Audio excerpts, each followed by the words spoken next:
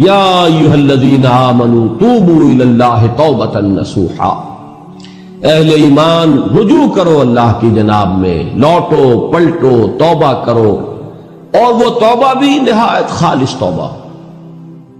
یہ توبہ حضرت علی رضی اللہ تعالیٰ عنہ نے ایک مرتبہ دیکھا ایک شخص کو، وہ گردان کر رہا ہے توبہ کی تیزی تیزی سے، فرمایا یہ تو توبۃ المکذبین ہے، جھٹلانے والوں کی توبہ ہے یہ۔ وہ گھبرایا، تو پھر آپ نے فرمایا توبہ وہ ہوتی ہے جس کے ساتھ وہ ساری کیفیات ہو، شدید ترین پشیمانی ہو کہ میں کیا کر بیٹھا ہوں، پھر یہ کہ آئندہ کے لیے عزم مصمم ہو کہ ہرگز دوبارہ یہ کام میں نہیں کروں گا، اور نہایت گڑ گڑا کر اللہ سے اس کی دعا جو ہے اس کی معافی طلب کی جائے۔ یہ قلب کی گہرائیوں سے جب تک یہ توبہ نہیں نکلے گی یہ توبہ نہیں ہے۔ تو توبۃ النصوح، یہ نصح کا لفظ جو آتا ہے عربی زبان میں، یہ ہے کسی شے کے خالص ہونے، کوئی اس میں ملاوٹ نہ ہو۔ توبۃ النصوح، یہ توبۃ النصوحہ، خالص توبہ کرو، دل کے ایک گہرائیوں سے توبہ کرو، اور صمیم قلب سے توبہ کرو، عزم مصمم کے ساتھ توبہ کرو کہ پروردگار جو خطا ہو گئی ہے بخش دے، آئندہ تیرے کسی حکم کے خلاف کوئی حرکت نہیں کروں گا،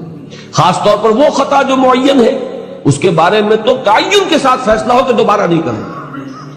اس میں ہو سکتا ہے، جیسا کہ میں نے شاید آج دن میں کسی گفتگو میں عرض کیا تھا، بعض طبائع ہوتی ہے مریض، ان کی قوت ارادی جو ہے کمزور ہوتی ہے، اس وقت وہ خلوص دل سے بھی اگر طے کر رہے کہ یہ کام دوبارہ نہیں کروں گا، تو وہ کمزور قوت ارادی کی وجہ سے اس پر قائم نہیں رہ سکتے، کل یا پرسوں یا کچھ عرصے کے بعد پھر پھسل جاتے ہیں۔ اس سے وہ توبہ باطل نہیں ہوگی، اس بات کو سمجھیے، یہ نہ سمجھیے کہ میں انکریج کر رہا ہوں، لیکن مسئلے کو سمجھ لیجیے۔ جس وقت انسان توبہ کر رہا اس وقت عزم مصمم کا ہونا ضروری ہے۔ اب یہ اللہ جانتا ہے ہمارے دل کے اندر کے حالات کو، ہماری کیفیات کو، اگر اس وقت عزم مصمم ہے تو توبہ صحیح ہو جائے گی، پھر اگر خطا ہو گئی پھر توبہ کرو، پھر خطا ہو گئی اور پھر توبہ کرو۔ بازا بازا ہر چہ ہستی بازا، در کافر و گبر و بت پرستی بازا، ای درگاہ ماں درگاہ نومیدی نیست، صد بار اگر توبہ شکستی باز آ، اگر 100 مرتبہ بھی توبہ ٹوٹ گئی ہے کوئی پرواہ نہیں، جب تک یہ زندگی کا تسلسل چل رہا ہے، معلم یغرغر، جب تک کہ وہ گھنگرو نہیں بولا ہے آ کر حلق میں، اور نزع اور جان کندنی کا عالم شروع نہیں ہو گیا ہے، اس وقت تک توبہ کا دروازہ کھلا ہوا۔ لیکن جس وقت توبہ کر رہا ہے آدمی، اب یہ آدمی اپنے آپ کو دھوکہ دے لے گا تو دوسری بات ہے، لیکن اللہ جانتا ہے، اس وقت اگر عزم مصمم ہے تو توبہ درست ہو جائے۔ تو جو بھی معاملات ہیں اللہ اور بندے کے مابین، اس میں 3 شرائط ہیں کہ جو علماء نے معین کی ہیں۔ ایک حقیقی پشیمانی، وہ پشیمانی جس کے لیے اقبال کا وہ شعر بہت مشہور ہے جو انہوں نے نوجوانی میں کہا تھا، اور داغ دہلوی اس مجلس میں موجود تھے جہاں علامہ نے یہ شعر پڑھا ہے، تو انہوں نے بڑی داد دی تھی کہ میاں اس عمر میں اور یہ شعر یعنی چشم بددور، وہ یہ داد کا بڑا ایک یعنی بلیغ انداز ہے۔ اور وہ شعر کیا تھا؟ موتی سمجھ کے شان کریمی نے چن لیے، قطرے جو تھے میرے عرق انفعال کے، شرمندگی کے احساس سے پیشانی کے اوپر اگر پسینہ آ گیا ہے، شرمندگی ہے اللہ میں یہ کیا کر بیٹھا، اللہ مجھ سے کیا ہو گیا، تو یہ شرمندگی سے اگر عرق آلود ہو گئی ہے پیشانی، تو اللہ کو یہ اتنی محبوب ہے کہ موتی سمجھ کے شان کریمی نے چن لیے، قطرے جو تھے میرے عرق انفعال کے۔ حدیث میں یہ مضمون آیا ہے، اللہ کو کتنی خوشی ہوتی ہے اپنے بندے کے توبہ سے۔ بائبل کی ایک سٹوری جو ہے دی پروڈیگل سن، جو آپ کو یاد ہوگی کہ ایک شخص کے کئی بیٹے تھے، اکثر جو تھے سارے بڑے فرمانبردار، بڑے عمدار، سعادت مند، کام کرنے والے، ایک تھا نٹکھٹ قسم کا شریر، وہ اپنی دولت بھی بٹوا کے لے گیا، اور پھر وہ بہت سال کے بعد آیا ہے تو سخت یعنی فقیری کے اور قلاشی کے عالم میں باپ نے واقعی سب سے توجہ ہٹا کر اپنی ساری محبت کا برکت پھر اس بچے کو بنا لیا، اپنے بیٹے کو۔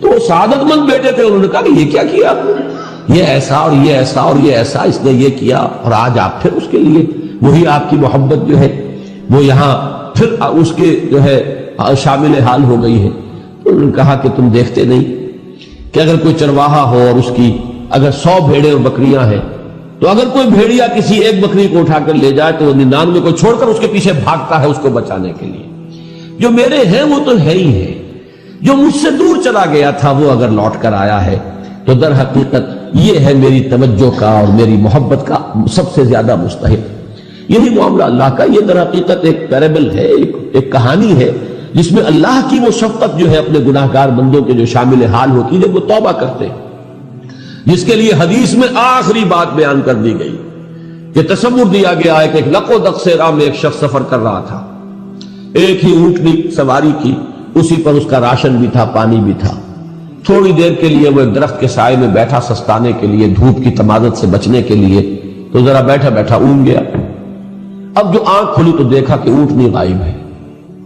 اس کا سفر کا ذریعہ وہی، پانی اسی پر، راشن اسی پر، گویا کہ کل زندگی کا ذریعہ جو ہے وہ اونٹنی تھی اس کی. لق و دق سے رہا ہے، کہاں جائے؟ کہیں پانی نہیں، کچھ کھانے کے لیے نہیں. دیوانہ وار دوڑتا ہے دائیں بائیں ادھر ادھر اونٹنی کو ڈھونڈنے کے لیے، کہیں سراغ نہیں ملتا. تو وہ اب موت کے انتظار میں درخت کے نیچے آ کے بیٹھتا تھا. مایوسی کی انتہا، موت کا انتظار کہ اچانک دیکھتا ہے کہ اونٹنی تو کھڑی ہوئی ہے. تو اب اس پر شادی مرگ کی کیفیت طاری ہوتی ہے. وہ کہنا تو یہ چاہتا تھا اللہ میں تیرا بندہ ہوں تو میرا رب ہے، کہہ یہ جاتا ہے کہ اللہ تو میرا بندہ میں تیرا رب. زبان لڑکھڑا گئی ہے اس خوشی کی شدت کی وجہ سے. تو حضور فرماتے ہیں کہ اللہ کو اپنے کسی گناہگار بندے کی توبہ سے اس سے بھی کہیں زیادہ خوشی ہوتی ہے. تو اس کو ذہن میں رکھیے، توبہ کا بڑا اونچا مقام ہے. ہمارے ہاں شرائط بھی سخت ہیں. 3 شرطیں وہ، ایک عزم مصمم، ایک پشیمانی، حقیقی پشیمانی. نمبر 2 عزم مصمم کہ اب دوبارہ نہیں کروں گا. نمبر 3 ایک مرتبہ ضرور اس کام کو چھوڑ دینا. یہ گویا کہ اس کے عزم مصمم کا فوری ثبوت ملنا چاہیے. کچھ دنوں کے بعد پھر کہیں جذبات کا رحلہ آئے، کوئی اور خطا ہو جائے، بات دوسری ہو. اور جو حقوق العباد کا معاملہ اس میں 4تھی شرط اور ہے، اس لیے کہ حقوق العباد کی کوتاہی جو ہے اللہ تعالیٰ معاف نہیں فرمائیں گے. وہ تو وہی بندہ ہے جس کی آپ نے حق تلفی کی ہے، کسی کی غیبت کی ہے، کسی کی چغلی کھائی ہے، کسی پر تہمت لگائی ہے، کسی کا مال ہڑپ کیا ہے، کسی کو دھوکہ دیا ہے، کسی کی عزت پر حملہ کیا ہے، تو وہ تو وہی معاف کرے گا. یا یہ کہ آپ کی جو نیک اعمال ہیں وہ اس کو دے دیے جائیں گے قیامت کے دن، اور اگر آپ کے اعمال ختم ہو جائیں گے تو اس کے گناہ جو ہیں وہ آپ کے کھاتے میں ڈال دیے جائیں گے. بہرحال جو 4تھی شرط ہے حقوق العباد کے معاملے میں کوتاہی میں توبہ کی، وہ یہ ہے کہ آپ یا معافی طلب کریں یا تلافی کریں اس شخص سرکار سے دل جسے نے سنوارا ہوگا، اس کی قسمت کا بلندی پہ ستارہ ہوگا، اس کی قسمت کا بلندی پہ ستارہ ہوگا. عشق سرکار سے دل جس نے سنوارا